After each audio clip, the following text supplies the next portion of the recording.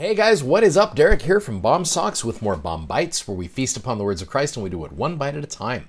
So this week we have been focusing on section 124, all 145 verses of it. Although we haven't covered all 145 verses, there are some days we are just hitting just cool little principles right here. And today is one of those that I want to, again, maybe pull a little bit out of context, okay? So the context here is the saints have been given commandments to do certain things, and yet they often are not able to do them because of their enemies.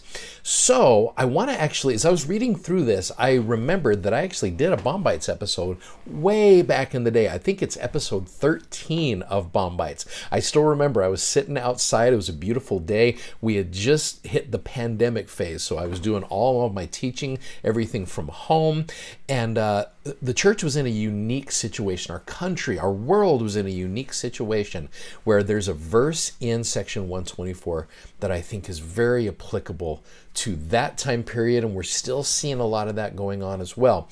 But watch this, and we'll come back, and I'll just share with you just a couple of thoughts about it. I posted something on my Facebook that I wanted to develop just a little bit more that I think will bless people's lives. I really hope it will, because right now, with all the craziness going on with the coronavirus and other just uncertainties, we have got missionaries who thought they were going to be serving longer coming home. And some of them are probably, I would imagine a lot of them are going through every kind of emotion. You know, there's excitement to see your family. I absolutely get that. There's probably mourning for families that you were right in the middle of teaching, people who are getting ready to get baptized, and all of a sudden you're yanked out of there and brought home for safety purposes. I totally get the fact of being brought home. In fact, we've got some of our own close friends that are coming home, and great to see them. We're excited to see them. But I get the whole range of emotions that are probably being felt right here. Some of it, hopefully, is not in failure in any way, shape, or form. Hopefully, it's not that you are somehow a second-class spiritual citizen because you didn't get to serve the full time.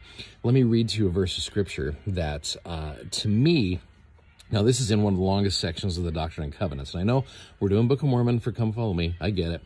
I'm calling an audible right here. So, Doctrine and Covenants, section 124 is the building of Nauvoo, and it's a long section. There's like a billion verses in there.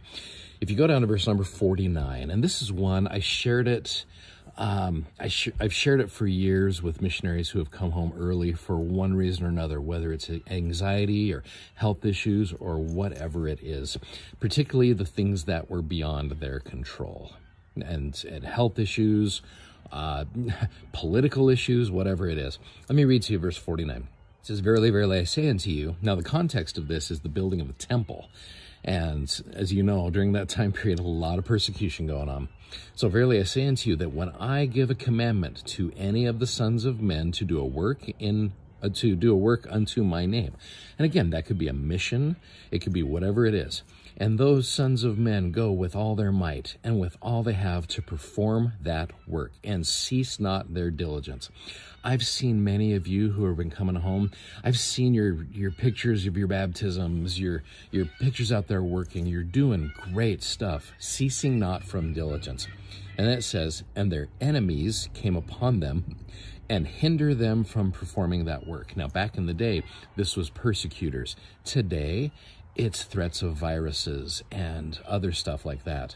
"Their enemies come upon them and hinder them from performing that work. Behold," this is a promise, "it behooveth me to require that work no more at the hands of those sons of men, but to accept of their offerings." And I hope that means something to you guys. I hope for those of you who are coming home that the Lord is accepting of your offering. I hope you feel that. I hope that, and I've seen many of you who are coming home, you're feeling that this is difficult, you're excited to see families, but many of you have been saying, God is in charge and he knows what he's doing. God bless you for feeling that way. That is going to carry you through a long ways. And don't feel like you're a failure. Don't feel like you're a second-class citizen. The same goes to missionaries 5 years ago who are coming home from anxiety purposes or whatever it is. Do not let the feelings within you the shame or whatever it is, let you think that you're a second-class citizen. You are not. Move forward in your life. Don't let those feelings get you down. Move forward, knowing that you have done a good work and that God is not going to sit there and look at you on the other side and be like, oh, you almost made it. Nope, it's not going to happen. Not going to happen at all. Move forward. Keep being faithful, keep being diligent, and go with all of your heart and diligence in keeping faithful in all that you do. Do not let this deter you. Do not let it distract you. God knows what he is doing. And I, for one, thank you for your service. You guys have done amazing things. Many of you have been through my classroom. Wonderful, wonderful folks who I have a great admiration for and a great love for. Thank you for what you're doing. You guys did great. Be home and keep working for the Lord. Keep doing what he wants you to do. So I have shared that verse, section 124, verse 49, with many a returned missionary who came home early for whatever reason or another. I still remember 2017, President Monson, one of his last messages he gave before he passed on. Look at this message here. He said, now, a word for those elders, sisters, and couples who, for whatever reason, may not be able to finish their assigned time in the mission field. The Lord loves you. He appreciates your sacrifice. He is aware of your disappointment. Know that he still has a work for you to do. Don't let Satan tell you otherwise. Don't get down. Don't get discouraged. And don't despair. As I observed in General Conference shortly after I was called to lead the church, fear not. Be of good cheer. The future is as bright as your faith. That promise still holds true for you. So don't lose your faith because the Lord has not lost faith in you. Keep your covenants and move forward. I love that message so much because there's going to be things that just come up. And so remember the message that is taught here. Again, in a kind of out of context way, remember that this is a blessing where the Lord has accepted of your offering. I know that is a true principle. I know that. Hey, thanks so much for a great week of study in section 124. Thanks for watching these messages. We really appreciate that. If you haven't already, go subscribe to our YouTube channel. Go to BOM Socks, hit subscribe, and share these messages.